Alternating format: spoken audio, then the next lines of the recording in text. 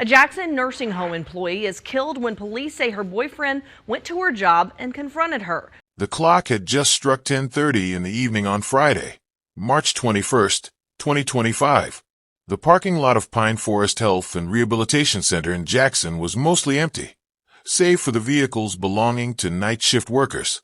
Destiny Carey Stewart, 27, had just completed her rounds, checking on the elderly residents who had come to rely on her gentle care and warm smile. As she pushed through the double doors into the cool night air, she had no idea these would be her final moments. The security footage would later show a man waiting between the parked cars, Samuel Coleman, 29, her former boyfriend. Their relationship had begun through letters while he was incarcerated, evolving into something more complicated after his release. Their voices carried across the empty parking lot as the argument intensified. Other staff members would later report hearing raised voices, but no one expected what came next. A single gunshot echoed through the night. Destiny collapsed to the pavement, struck once in the head. In the terrible silence that followed, Samuel walked calmly to his car, sat behind the wheel, and turned the weapon on himself. By midnight, emergency responders had arrived at the scene. 2 ambulances departed with flashing lights but no sirens, a grim indication that for both Destiny and Samuel, time was running out. The murder-suicide at Pine Forest Health and Rehabilitation Center sent shockwaves through Jackson. Destiny Stewart wasn't just another statistic. She was a dedicated certified nursing assistant whose patients adored her. The violent end to her life left the community reeling, particularly her colleagues, who had to return to work the following day, passing the spot where their friend had fallen. "This tragedy has affected everyone in our city," said Jackson Police Chief Joseph Wade during a press conference. When domestic violence escalates to this level, it tears apart not just 2 lives, but entire families and communities. The nursing home residents, many elderly and vulnerable, were deeply affected by the loss of someone who had cared for them with compassion and dignity. Local vigils sprang up in the days following the incident, with hundreds gathering to honor Destiny's memory and raise awareness about relationship violence. Her story became a painful reminder of how quickly domestic disputes can turn deadly. Have you ever wondered where to draw the line in a relationship? At what point does financial support become unhealthy dependency? These questions might seem academic until you hear stories like Destiny's. As you continue watching, I want you to think about your own boundaries and those of people close to you. Drop a comment below if you've ever noticed warning signs in a relationship, yours or someone you know. How did you handle it? Your experiences might help someone else recognize a dangerous situation before it's too late. And if this story resonates with you, please share it with someone who needs to hear it. Throughout this video, we'll examine the relationship between Destiny and Samuel, from their first letters exchanged while he was in prison to the financial dynamics that developed after his release. You'll learn to identify key warning signs that a relationship is becoming dangerous, particularly when financial control and dependency are involved. We'll also explore practical safety strategies for ending relationships with potentially volatile partners. Experts suggest that the period immediately after a breakup can be the most dangerous, especially when one partner feels they've lost control. Understanding this risk could save lives. Additionally, we'll cover resources available in communities like Jackson, including conflict resolution training offered by the police department. By the end of this video, you'll have concrete tools to protect yourself and others from similar tragedies. Because while we can't bring Destiny back, we can honor her memory by preventing future violence through education and awareness. Destiny Carey Stewart was born in Jackson on August 12, 1997. The middle child of 3 siblings, she was known in her family for her nurturing nature from an early age. After graduating from Jackson Central High School in 2015, Destiny pursued her calling in healthcare, completing her certified nursing assistant program at the local community college. By the age of 23, Destiny had established herself as one of the most reliable CNAs at Pine Forest Health and Rehabilitation Center. Her daily routine involved more than just the technical aspects of patient care. She memorized the small details that made each resident feel valued. She knew which residents preferred their curtains open at dawn, who needed an extra blanket regardless of a season, and whose grandchildren's photos needed to be arranged just so on bedside tables. Working primarily with elderly patients suffering from dementia and physical limitations, Destiny developed techniques to calm agitated residents that her supervisors often asked her to teach to new staff. She worked primarily night shifts, a schedule many avoided, but one she embraced because she knew continuity of care was crucial for vulnerable patients during overnight hours. Her dedication extended beyond her shifts. She often stayed late to ensure proper handover or to sit with patients who were having difficult nights. Destiny was the kind of colleague you could always count on, said Maria Johnson, the night shift supervisor at Pine Forest.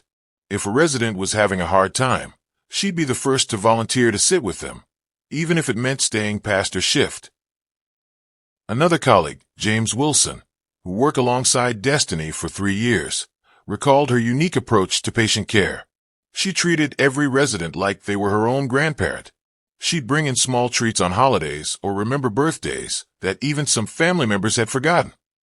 The facility's director of nursing added, "In healthcare, we talk about having both technical skills and compassion. Destiny exemplified both. She could handle the most challenging medical tasks while maintaining genuine warmth with patients." Even the facility's maintenance staff noted her consideration. "She always thanked us for fixing things quickly," said maintenance worker Robert Taylor. She understood that a working call button or properly adjusted bed could make all the difference to her patients. At 27, Destiny was just beginning to build her future. According to her family, she had recently been accepted into a registered nursing program and planned to start classes in the fall. She wanted to become a geriatric nurse practitioner. Her mother revealed during a memorial service, "She believed our elders deserve specialized, compassionate care." Destiny had also been saving for a small house, envisioning a stable home where she could eventually raise a family. Friends mentioned her interest in starting a weekend program to bring therapy animals to nursing homes. These dreams of education, homeownership, family, and community service all vanished in a single moment of violence. Certified nursing assistants, like Destiny, form the backbone of long-term care facilities. They provide the most direct, hands-on care, often spending more time with patients than any other healthcare workers. Their observations can be crucial in detecting early changes in a patient's condition. No one inside that facility was harmed. 3 on your side's Rosalind Anderson has the latest from Jackson Police. Rosalind? 2 families are now left devastated after Jackson Police responded to gunfire at the Forest Avenue nursing home. According to Jackson Police, the murder-suicide occurred around midnight Friday at Pine Forest Health and Rehabilitation. 20-year-old Destiny Deja Stewart was shot once in the head in the parking lot of the nursing home. Police say 29-year-old Samuel Coleman argued with Stewart before opening fire. Investigators say Coleman then went to his car and shot himself. Stewart was a certified nursing assistant at the facility. Both were transported to a local hospital where they were taken off life support Saturday. Whatever the situation was, if she wanted to move on with her life or if she wanted to end the relationship with him, that should have been the end of it. It should not have been a situation where you got to take her life and then take your life, because now both families are destroyed forever here in the city of Jackson. Our repeated calls to Pine Forest administration for comment have not been returned. JPD offers conflict resolution training each Monday at 6 p.m. at the Police Training Academy. Rosalind Anderson, 3 on your side. In facilities like Pine Forest, CNAs manage essential daily tasks, bathing, dressing, and feeding residents while maintaining their dignity. They become familiar faces that residents rely on for both physical assistance and emotional support. The trust they build with vulnerable patients creates a sense of security that's fundamental to quality care. Destiny's role wasn't just a job. It was a vital link in the healthcare chain that keeps our most vulnerable population safe. In early 2022, Destiny Stewart came across a prison PenPal website while scrolling through social media. The site featured profiles of inmates seeking correspondence to maintain connection with the outside world. Samuel Coleman's profile caught her attention. He described himself as a 26-year-old serving time for nonviolent offenses who was interested in psychology and self-improvement. Their correspondence began innocently enough. Destiny, who had always been drawn to helping others, viewed writing to Samuel as an extension of her compassionate nature. Their letters started with casual exchanges about books, music, and daily life. Samuel's responses were thoughtful and introspective, often discussing his plans for rehabilitation and his desire to become a better person upon release. Over the course of 6 months, their letters grew more personal. Samuel began sharing details about his difficult childhood and expressed how much Destiny's letters meant to him. By the time he was scheduled for release in late 2023, they had exchanged dozens of letters and had developed what Destiny believed was a meaningful connection. Prison pen-pal relationships operate under unique psychological dynamics that can create powerful emotional bonds despite physical separation. Dr. Eleanor Matthews, a forensic psychologist specializing in correctional relationships, explains, "The person on the outside often experiences a heightened sense of purpose. They're providing hope and connection to someone isolated from society. This can be especially appealing to individuals with nurturing personalities. For the incarcerated person, these relationships offer a lifeline to the outside world. Letters become treasured possessions, read repeatedly in an environment where personal connections are scarce.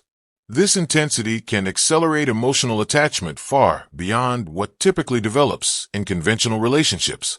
The controlled nature of written correspondence also allows both parties to present carefully curated versions of themselves.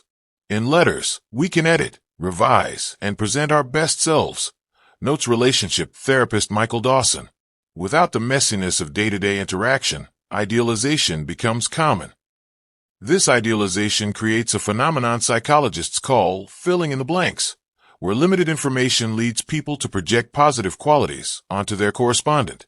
For someone like Destiny, Samuel's expressions of vulnerability and desire for change likely resonated with her caregiving instincts. Meanwhile, Samuel may have viewed Destiny as not just a correspondent, but as his pathway to stability upon release. When Samuel was released in November 2023, Destiny was waiting. Their first in-person meeting took place at a coffee shop near the bus station, where Samuel arrived with a single duffel bag containing all his possessions. According to friends who met him in those early days, Samuel was charming, attentive, and seemingly devoted to Destiny. Within 3 weeks, he had moved into her apartment, a decision that concerned some of Destiny's friends who felt the relationship was moving too quickly. The transition from written correspondence to daily cohabitation brought challenges neither had anticipated. Samuel struggled to find employment with his criminal record, creating financial strain and increasing his dependence on Destiny. Their relationship dynamic shifted subtly but significantly. The thoughtful, philosophical man from the letters was replaced by someone who could be moody and demanding. Destiny's co-workers noticed she began picking up extra shifts and appeared increasingly stressed, though she rarely complained. By spring 2024, Samuel had become a constant presence in her life, often waiting in the car during her shifts. As months passed, the financial imbalance in their relationship became increasingly pronounced. Samuel's sporadic employment, a few weeks at a warehouse, occasional landscaping work, never lasted. Meanwhile, Destiny covered their rent, utilities, groceries, and his personal expenses. She even purchased a used car primarily for his use, though she was the one making payments. Friends reported seeing Destiny withdraw money from ATMs before meeting Samuel, who often had specific requests for clothing, electronics, or cash.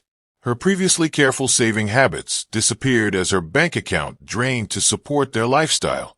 When questioned by concerned family members, she would defend the arrangement as temporary until Samuel got on his feet. By early 2025, Destiny was working double shifts to maintain their finances. The power dynamic had fully shifted. Samuel controlled their social calendar and made financial decisions while contributing minimally. Text messages recovered after her death revealed his frequent demand for money, sometimes accompanied by guilt-inducing messages when she hesitated. By February 2025, visible cracks had appeared in Destiny and Samuel's relationship. Coworkers noticed Destiny arriving at work with reddened eyes and a subdued demeanor that contrasted sharply with her normally cheerful personality. She began taking personal calls in stairwells, often returning to her station looking distressed. Samuel's behavior grew increasingly controlling. He would text Destiny dozens of times during her shifts, demanding immediate responses. When she didn't reply quickly enough, he sometimes appeared at the nursing home unannounced, claiming he just wanted to surprise her, but creating uncomfortable situations that her supervisor eventually addressed. Destiny's closest friend, Tanya, later revealed that Destiny had begun hiding small amounts of money from her paycheck, a survival tactic that indicated her growing fear and desire for escape. Security cameras at Pine Forest captured several tense exchanges in the parking lot, with Samuel gesturing angrily while Destiny appeared to be trying to calm him down. These public confrontations became more frequent in the weeks leading up to the tragedy. The financial breaking point came in early March 2025 when Destiny discovered her savings account had been emptied.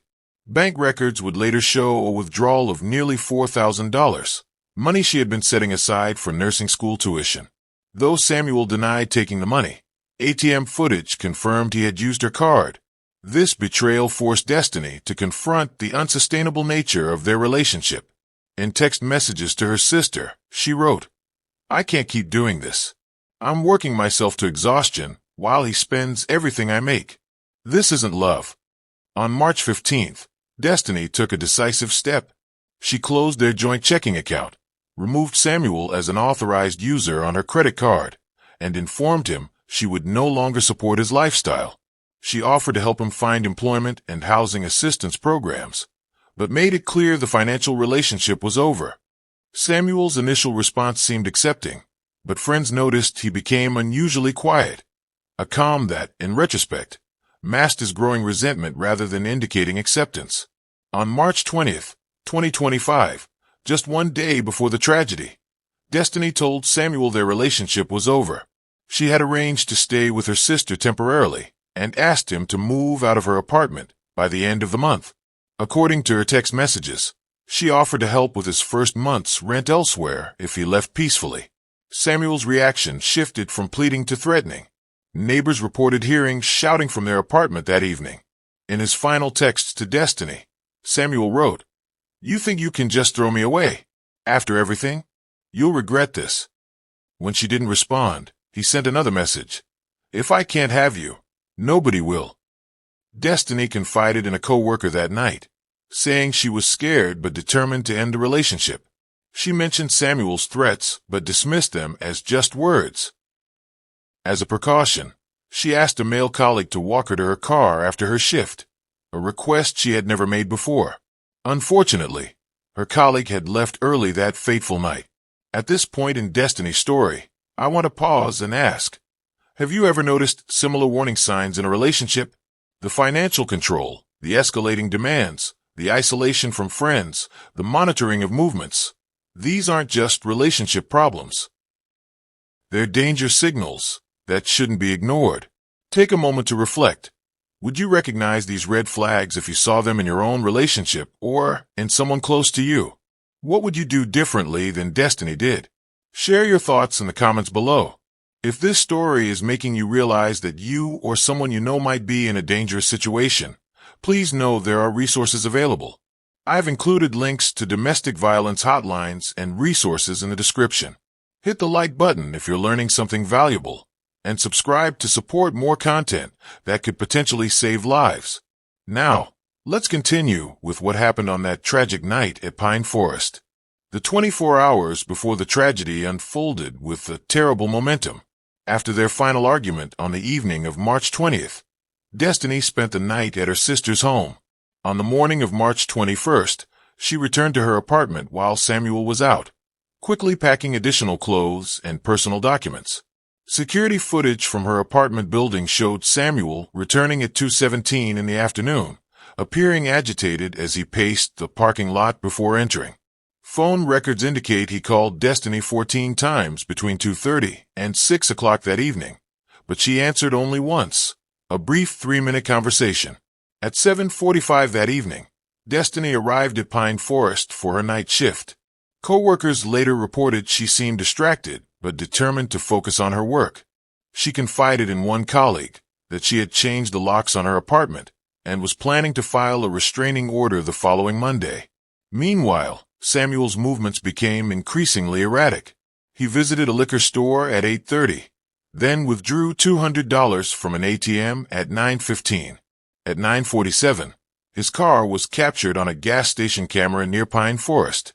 He purchased no gas, simply parking for 12 minutes before driving toward the nursing home. By 10:15, he had positioned his vehicle in the far corner of the Pine Forest parking lot, where he waited for over an hour. At 10:32 p.m., security cameras captured Destiny pushing through the employee exit doors into the parking lot.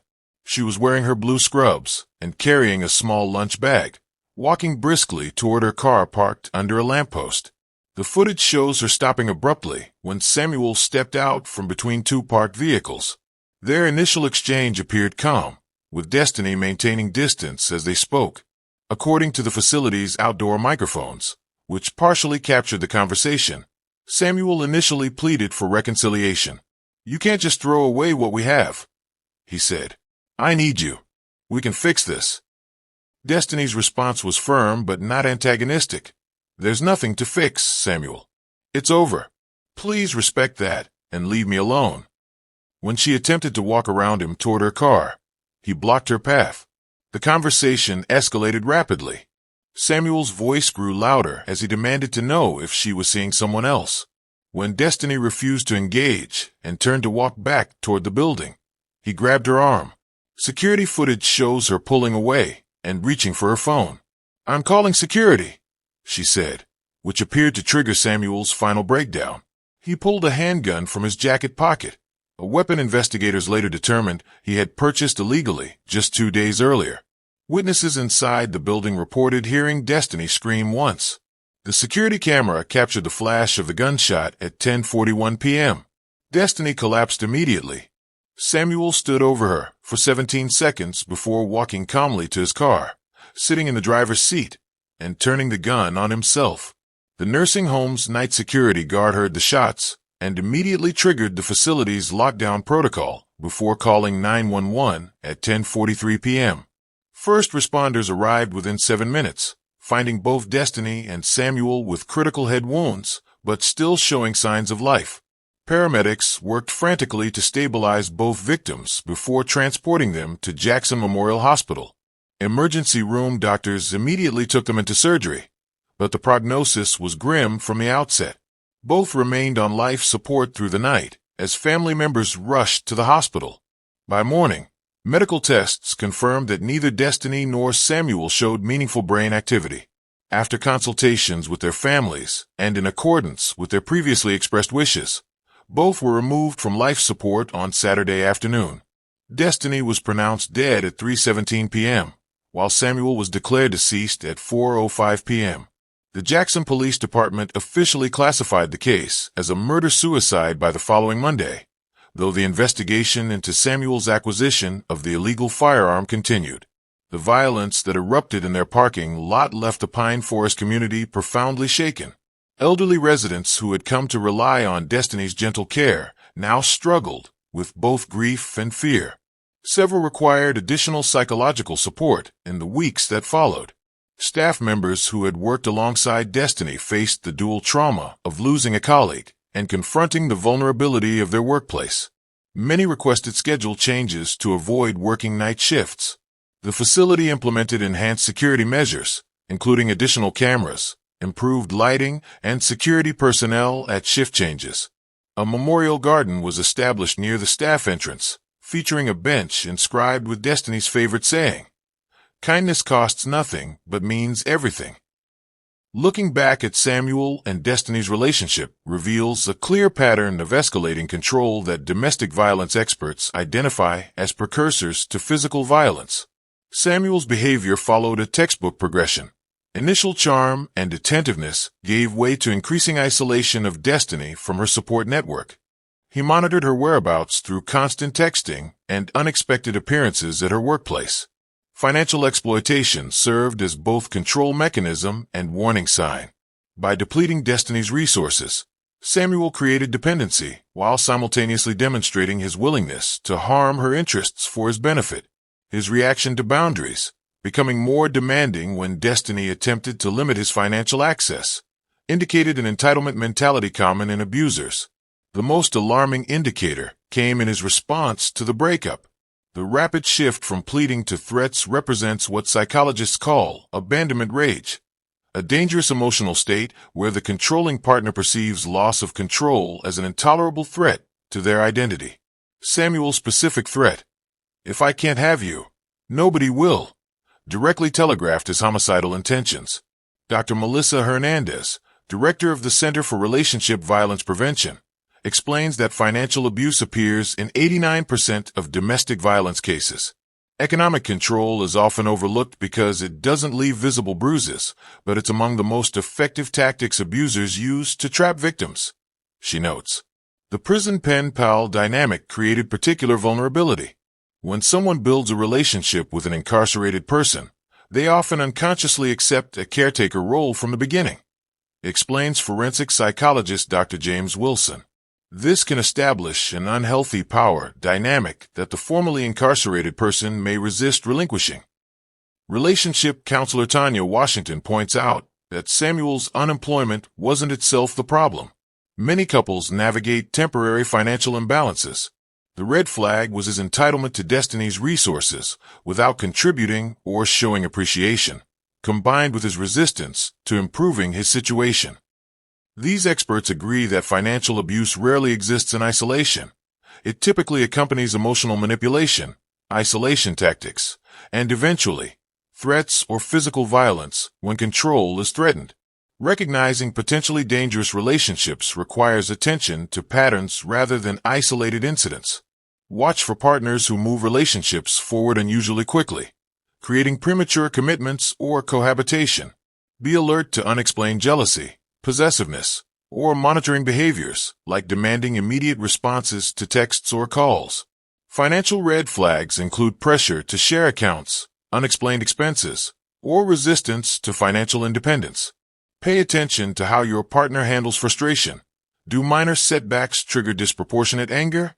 Does disagreement lead to punishment through silence or aggression?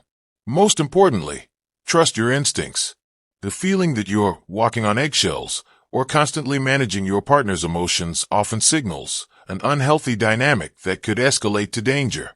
If you recognize warning signs in your relationship, resources are available to help you safely assess your situation and plan next steps. The National Domestic Violence Hotline, 1-800-799-7233, provides 24-hour confidential support, including safety planning for those not ready to leave. Local resources like Jackson's weekly conflict resolution training at the Police Training Academy offer preventative education. Many communities have domestic violence shelters with legal advocates who can help obtain restraining orders and navigate housing needs. When planning to leave a controlling relationship, consider working with professionals to create a safety plan. Remember that the period immediately following separation often presents the highest risk, making proper preparation essential for your protection.